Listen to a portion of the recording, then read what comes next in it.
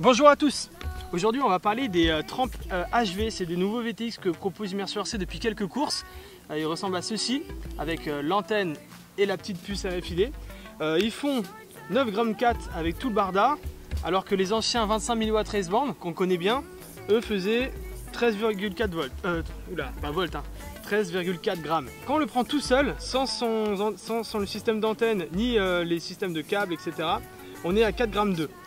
Bon, c'est beaucoup plus léger, c'est beaucoup plus petit. Les anciens émetteurs vidéo faisaient 50 mm par 23 mm et jusqu'à 7 mm d'épaisseur, voire 8. Les nouveaux VTX, eux, ils sont quelque chose comme 32 mm de long, au plus large 20 mm, même pas 18 mm de large, et en épaisseur on part sur un bon 5-6 mm.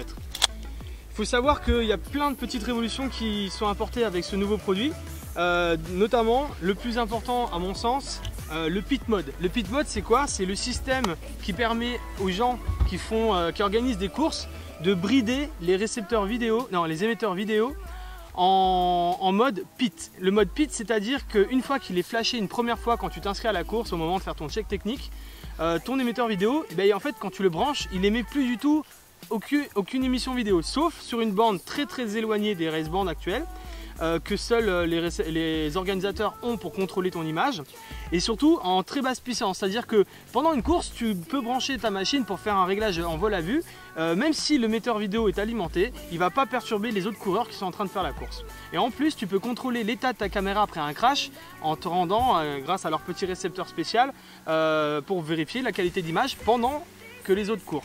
Donc ça c'est un super avantage, donc ça évite les accidents au moment du branchement. Et il y a un autre très gros avantage, c'est que quand tu es en organisateur, que tu as tous les pilotes alignés sur une ligne avec leur machine face à eux, tu prends le Magic Wand que Pompon va vous expliquer comment il fonctionne, et tu actives un par un les fréquences et tu attribues chaque channel à chaque concurrent.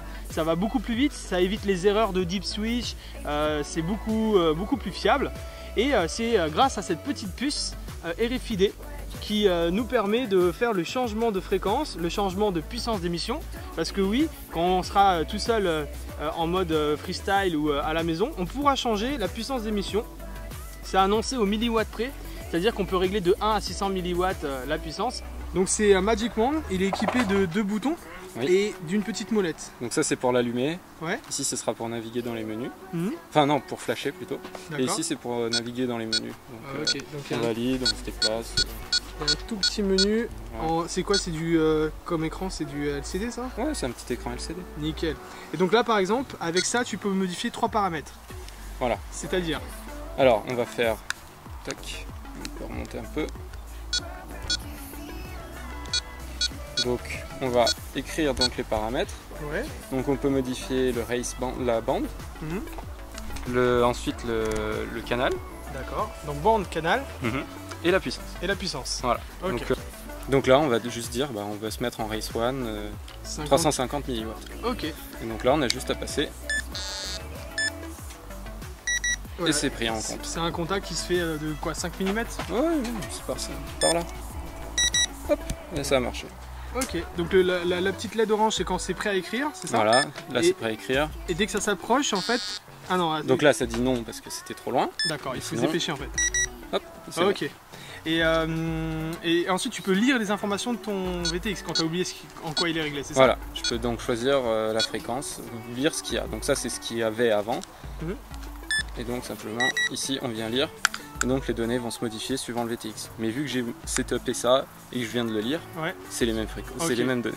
D'accord. À l'origine, on avait eu ceux-là. C'est les premiers raceband TNR qu'on a eu au Planet. C'était au mois de mai 2016. Je l'ai ouvert pour voir de quoi il était composé. L'autre avantage de ce nouveau VTX, c'est la connectique. La connectique pour câbler et connecter son antenne vidéo a changé. C'est plus que le RPSMA. Maintenant, c'est une autre petite connectique. Donc, si on veut optimiser encore la qualité d'émission et de réception de son setup, on pourra y venir greffer des antennes spécialement soudées sur ce petit câble, et on n'aura plus besoin de porter ces gros connecteurs qui finalement commencent à peser lourd entre la partie femelle et mâle. On peut les régler avec le petit interrupteur qu'il y a sur le côté, en appui, avec des pressions longues, des pressions courtes, etc. Autre petite révolution. Ça, vous connaissez tous le coup du splash quand on branche pendant que d'autres copains sont en train de voler. Toi, tu veux te joindre à l'équipe, tu branches, tu baffes pendant environ 2 secondes sur tout le monde. Ça fait un énorme glitch chez les autres concurrents. Et eux, ils ont été filtrés tout simplement ce moment d'allumage. C'est pour ça que la vidéo arrive un peu plus tard que sur les autres VTX. Il faut attendre 2 à 3 secondes à voir une image parce qu'il va filtrer et calmer la puissance d'émission pendant le branchement. Donc on n'a plus l'effet splash, on peut brancher et débrancher quand on veut pendant que les autres volent. Ça, c'est un super truc qui va aussi changer nos habitudes. Un émetteur vidéo, naturellement, ça chauffe. C'est pour ça que souvent ils sont protégés avec des petites coques en aluminium pour diffuser la chaleur. Et il se trouve que même avec des composants haut de gamme, quand tu les laisses allumer au sol sans ventilation, par le vent lors du vol, bah, tu les abîmes, c'est-à-dire qu'ils se dégradent petit à petit avec le temps. On n'a pas les mêmes couleurs, on n'a pas la même qualité d'émission au bout de quelques semaines voire mois d'utilisation quand on les a souvent utilisés. J'ai remarqué ça sur les Vortex tout neufs et les Vortex qui avaient déjà 3-4 mois de vol. Ils n'ont pas la même portée ou la qualité d'image est un peu différente par rapport à leur état neuf parce qu'à mon avis les composants ils chauffent.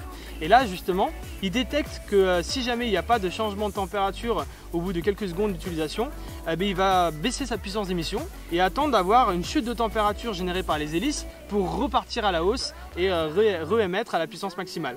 Ça permet d'économiser et d'économiser son matériel et d'augmenter sa durée de vie. Il y a un autre truc qui a changé sur cette génération, c'est qu'ils sont calibrés quelle que soit la bande et la fréquence. Il se trouve que jusqu'à présent, tu pouvais mesurer la puissance d'émission sur un même VTX qui était différente d'un channel à l'autre. Et ils ont fait une grosse calibration et un gros travail en usine pour permettre l'étalonnage de la puissance d'émission sur tous les channels. A priori maintenant le race band 8 et 7, ça sera plus le race band faible comme on avait l'habitude de voir sur les courses, qui était un peu moins puissant, presque de moitié moins puissant qu'un 25 mW. La connectique est différente. On a des petites prises Molex encore plus petites qu'avant.